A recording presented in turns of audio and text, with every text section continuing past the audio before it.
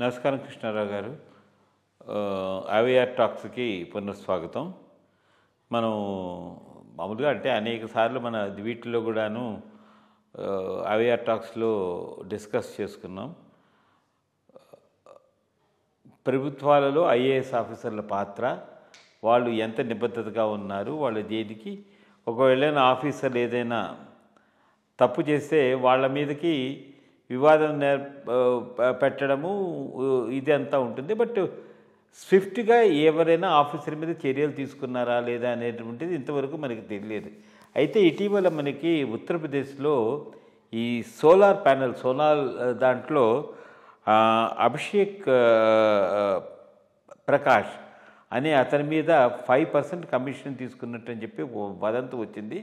దాని మీద UP government chief minister ఇమీడియట్గా యాక్షన్ తీసుకుని ఆయన్ని సస్పెండ్ చేయడం యోగి ఆదిత్యనాథ్. సో ఇవేంటంటే చాలా మటుకు రాష్ట్ర ప్రభుత్వాలు మాటల వరకే పరిమితం ఏంటి, బట్ చేతుల వరకు మనకి కనబడట్లేదు. సో మరి ఈ చర్యలు ఏ విధంగా ఉంటే బాగుంటుంది? అది చీఫ్ మినిస్టర్ యొక్క ఇంట్రెస్ట్ బట్టి ఉంటుందా, పొలిటికల్ పార్టీస్ ఇంట్రెస్ట్ బట్టి ఉంటుందా చర్యలు తీసుకునే దాని మీద ఒక చిన్న వివరణ. రాజు నీతిమంతుడైతే లంచగొండి ఆఫీసర్ల మీద యాక్షన్కు వెనకాడడు అనటానికి ఇది నిదర్శనం. Yogi Adityanath honest, sincere politician కాబట్టి వెంటనే కమిషన్ తీసుకున్న ఆఫీసర్ మీద చర్య చేశారు. మిగిలిన రాష్ట్రాల్లో మనం చూసేది ఏంటంటే మాటలు చెప్తారు, యాక్షన్ ఉండదు. ఇన్ఫ్యాక్ట్ అవినీతి పరుడైన ఆఫీసర్ అందలం ఎక్కే అవకాశాలు చేస్తాయి. మాటల్లో అంతా ఇది ఎక్కువ చెప్తూ ఉంటారు, కానీ ఫైనల్గా ఛాయిస్ వచ్చేటప్పటికి వీడు మన మాట వింటాళ్లే, చేసేస్తాళ్లే అని అటువంటి వాళ్ళకు ఇంపార్టెంట్ పోస్టులు ఇచ్చేటటువంటి పరిస్థితులే ఉంటాయి. అపోజిషన్లో ఉన్నంత వరకు అటాక్ చేస్తారు, అధికారంలోకి రాగానే కాంప్రమైజ్ అయిపోయి కరప్ట్ ఆఫీసర్లనే వాడుకొని వాళ్ళకి కావాల్సిన డబ్బులు వాళ్ళు చేసుకుంటూ ఉంటారు. ఇది జనరల్గా అన్ని చోట్ల జరుగుతున్నటువంటి విషయం. అందుకోసమే కరప్షన్ మీద మాటలు ఎక్కువ, కానీ యాక్షన్ ఎప్పుడూ ఉండదు. యాక్షన్ ఎప్పుడు వస్తుంది? పొలిటికల్గా రైవల్రీ ఎక్కువైపోయి అతన్ని నేను ఫిక్స్ చేయాలనో నన్ను అతను ఫిక్స్ చేయాలనో మొదలుపెట్టినప్పుడు, ముఖ్యమంత్రుల మధ్యలో మంత్రుల మధ్యలో కేసులు పెడుతున్నప్పుడు ఫైళ్లలో ఆఫీసర్లు కూడా రాసుంటారు కాబట్టి ఆఫీసర్లు కూడా కొల్లేటరల్ డ్యామేజ్ కింద వస్తారే కానీ రియల్గా ఉన్నటువంటి ఆఫీసర్లలో మోస్ట్ కరప్ట్ 5 ఎవరు? పెద్ద ఇష్యూ కాదు. ఏసీబీ ఉంది, ఇది ఉంది, ఈజీగా చేసుకోవచ్చు. ఇన్ఫ్యాక్ట్ అప్పుడు అతను ఒకటి ఉండేవాడు, వినోద్ పాండే అని నా బ్యాచ్మేట్ ఉత్తరప్రదేశ్లో బ్యాలెట్ పెట్టేవాడు. అతను ఆనెస్ట్ ఆఫీసర్. అప్పట్లో బ్యాలెట్ ఏంది, ఐఏఎస్ ఆఫీసర్స్ అసోసియేషన్లో మోస్ట్ కరప్ట్ ఆఫీసర్లను నలుగురిని మీరు మనం ఆఫీసర్ని సెలెక్ట్ చేయండి అని.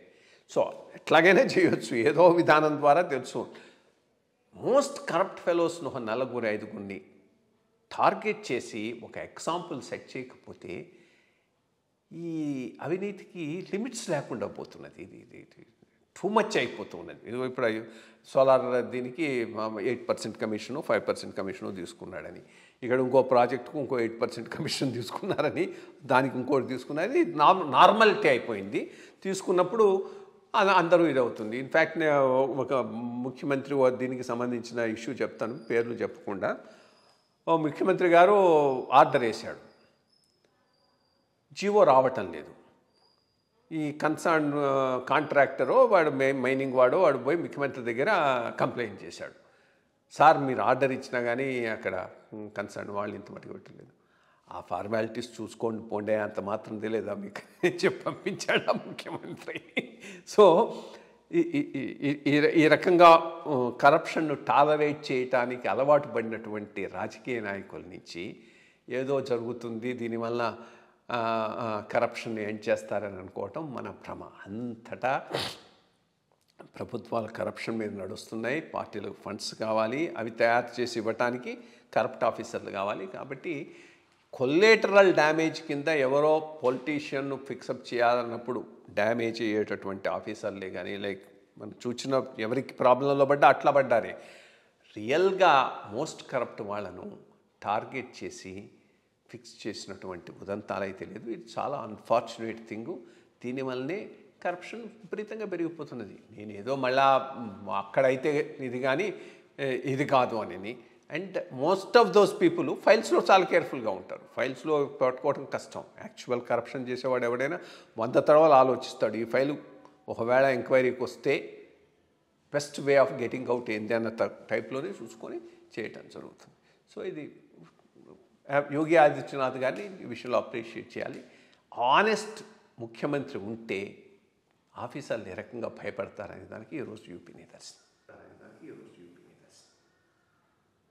అదే మంచి వివరణ చెప్పారు. అంటే మీరు చెప్పినట్టు రాజకీయ నాయకుల యొక్క పందా బట్టి, వాళ్ళ ఆలోచన దీన్ని బట్టి, వాళ్ళ నిబద్ధత బట్టి ఉంటుంది.